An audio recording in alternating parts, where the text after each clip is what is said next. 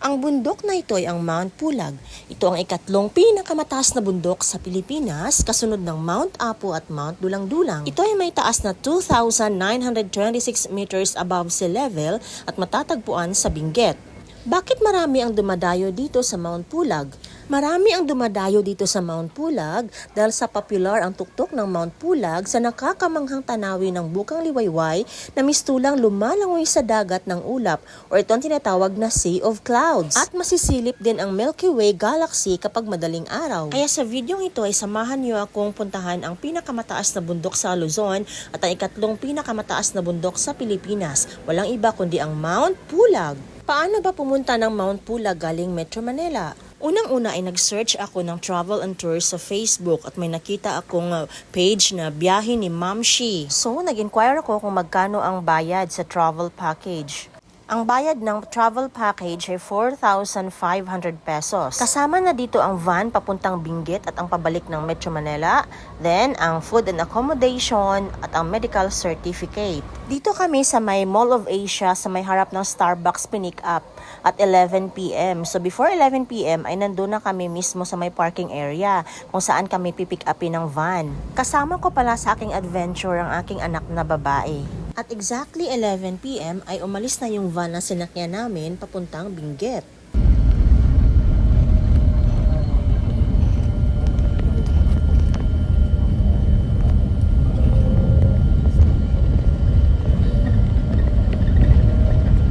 At pagkatapos ng 7 oras na biyahe ay nakarating na kami dito sa may DENR na matatagpuan dito sa Bukod, Benguet. Lahat ng aakyat ng Mount Pulag ay kailangang dumaan dito para mag-register at mag-undergo ng medical check-up.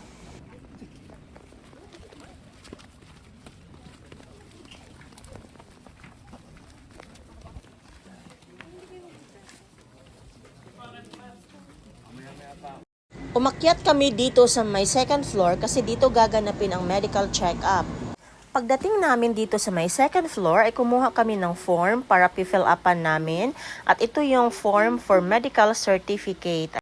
To whom it may concern, this is to certify that isulat yung pangalan nyo, then edad, nature of work, home address, at saka yung petsa kung kailan kayo nagpa-medical check-up. Then nag-aantay kami dito kung kailan tatawagin yung name namin.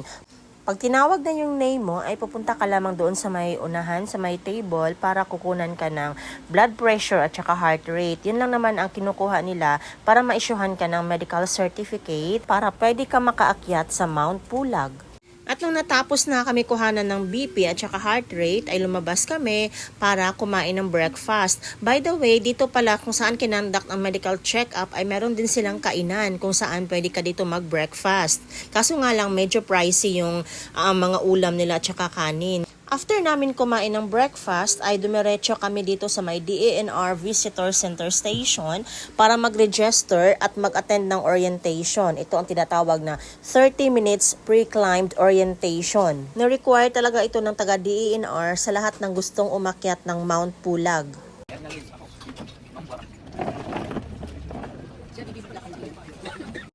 After ng 30 minutes pre-climbed orientation ay nagbiyahe na kami papunta sa aming homestay sa may Ranger Station. Inabot din ng 30 minutes ang biyahe from DENR Visitor Center Station papunta doon sa Ranger Station sa aming homestay.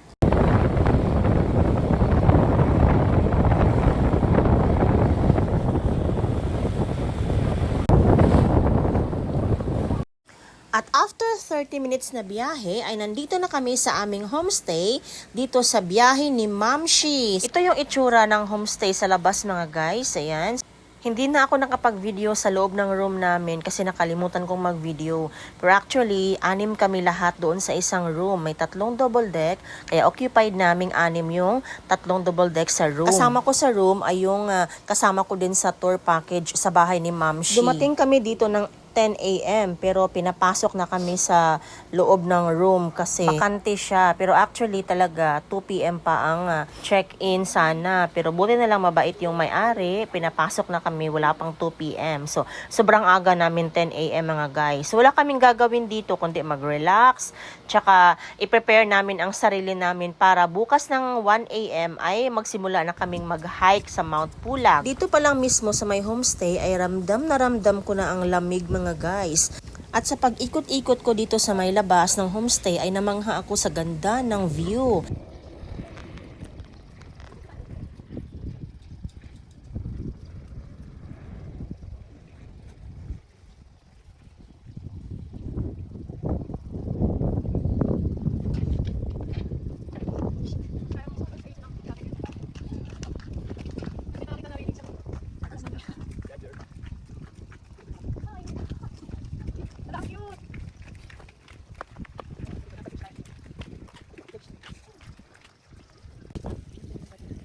Tapi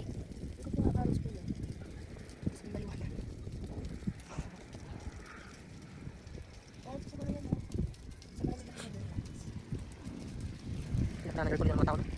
Pinaka nag-record. Ano kaya pag tag-ulan sa ano kaya pag ano? Tag-ulan, anong lamig siguro?